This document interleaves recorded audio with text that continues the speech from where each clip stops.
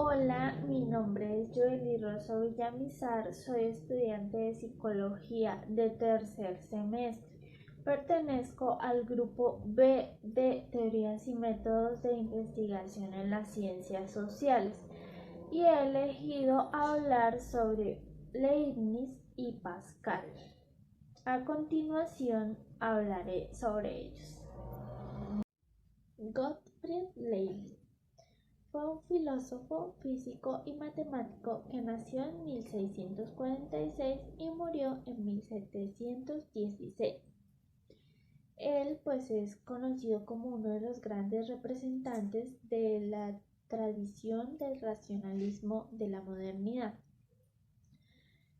puesto que dio sus conocimientos físicos y matemáticos a ámbitos tanto humanos como naturales. Bueno, Leibniz nació en Alemania y su educación fue llevada a cabo en la escuela Nicolai. Esta educación fue acompañada por un aprendizaje autodidacta hecho en la biblioteca personal de su padre. Se puede decir que fue como algo muy efectivo, ya que con tan solo la edad de 12 años Leibniz ya sabía el idioma latín y en ese mismo tiempo estaba estudiando griego. En 1661 empezó a estudiar Derecho y aquí se interesó por algunos como revolucionarios en la Europa moderna, tales como Thomas Hobbes, Galileo Galilei, René Descartes. Luego decidió formarse en matemáticas, por lo cual fue a París, donde tuvo como mentor a Christian Huygens, quien resultó ser como una pieza o persona fundamental para el desarrollo de lo que más tarde se llamó la teoría de cálculo diferencial de Leibniz.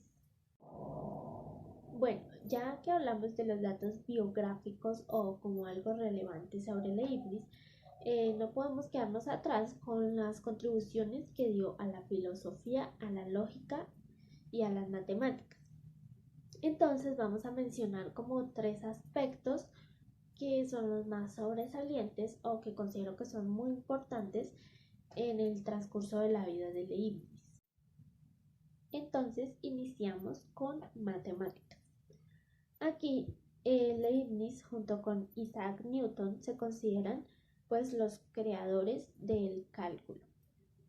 En 1675 podemos registrar los cuadernos de Leibniz, donde están como las primeras notas o apuntes del cálculo integral.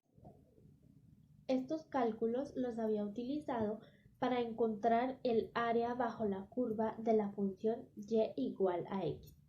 Asimismo, Leibniz inventó o empezó a utilizar los signos como la S, que es el signo de suma o viene de la palabra suma, y el símbolo D o la letra D, que viene de la palabra latina diferencia.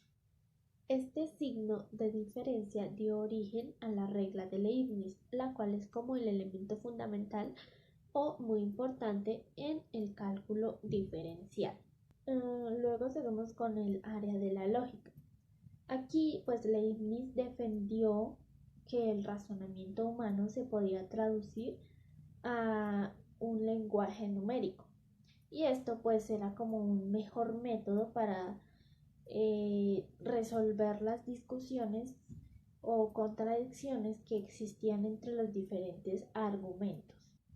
Así también describió las propiedades y el método de recurso lingüístico, donde hizo referencia a las conjunciones, a las disyunciones, al conjunto vacío, entre otros.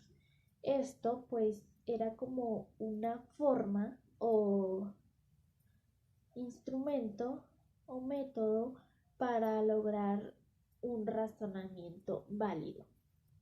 Bueno, entonces Leibniz también para estos razonamientos válidos recurría a unos principios entre los cuales podemos mencionar el principio de contradicción, el principio de razón suficiente y el principio de identidad. Bueno, entonces vamos a decir como el enunciado que tenía cada principio. El principio de contradicción decía que si una proposición es verdadera, su negación entonces va a ser falsa, o que si una negación es verdadera, entonces su afirmación va a ser falsa. Por otra parte, el principio de identidad dice que dos cosas son idénticas si y solo si comparten las mismas características. Y por último, el principio de razón suficiente, pues dice que debe existir una razón suficiente, a menudo solo conocida por Dios, para que cualquier cosa exista, para que cualquier evento se produzca o para que se pueda obtener la verdad. Pues, como dije anteriormente, Leibniz fue un gran filósofo y por ello hizo un gran aporte a la filosofía, como lo fue el principio de individuación. Este principio como que resalta la existencia de un valor individual que va a constituir un todo, pero que a su vez va a ser diferenciable entre el conjunto. Esto es como que el todo es la suma de sus partes, pero pues sin una parte va a dejar de ser el todo. Pero Leibniz no solo contribuyó con este principio, puesto que también desarrolló la teoría de las mónadas, la cual pues fue como un gran aporte a la metafísica. Mónada es una palabra griega que significa unidad. Leibniz hacía referencia a que una mónada en el terreno de la mente o metafísico cumple el mismo papel que hace un átomo en el terreno físico. Aquí hacía referencia a que la mónada es fuerza y por lo tanto la substancia es fuerza, mientras que el universo es solamente como fenoménico. Por ello, Leibniz hacía referencia a que las mónadas son los elementos últimos del universo y que éstas tienen unas propiedades en común, las cuales son, pues, que son eternas, que no se destruyen y que son independientes entre sí, lo cual las conlleva a no comunicarse entre sí, sino que esta comunicación se establece directamente con Dios. Bueno, entonces hasta aquí hablamos de Leibniz. Pues podemos ver que hizo grandes contribuciones y pues podemos reconocerlo como un muy importante filósofo, matemático y lógico. Pues en la lógica vemos que nos ayudó muchísimo en cuanto a lograr ver la validez de un argumento o de una proposición. Bueno, ahora seguimos con Blaise Pascal. Este fue un importante físico, teólogo y filósofo. Nació en 1623 y murió en 1662. Se considera el padre de las computadoras. A los 11 años, Pascal ya se sentía muy atraído por las matemáticas, pero su padre, como era muy estricto, no quería que su hijo se inmiscuyera tan temprano en ese mundo, decidió no dejarlo aprenderlas, tan solo hasta que cumpliera 15 años. Mientras tanto, le impuso que aprendiera latín y griego. Un día Pascal como que escuchó a su padre hablar de geometría, o que utilizó este término. Entonces fue tanta la incertidumbre que le despertó que le rogó para que le diera un concepto de qué era geometría. Su padre pues le dio un concepto muy general y esto en Pascal despertó un gran interés, el cual pues no se desapareció prontamente. Él siempre entonces empezó a hacer como dibujos en el suelo de figuras aritméticas y esto lo llevó a descubrir por sí mismo con sus propias palabras lo que se encontraba en el libro primero de Euclides acerca de geometría.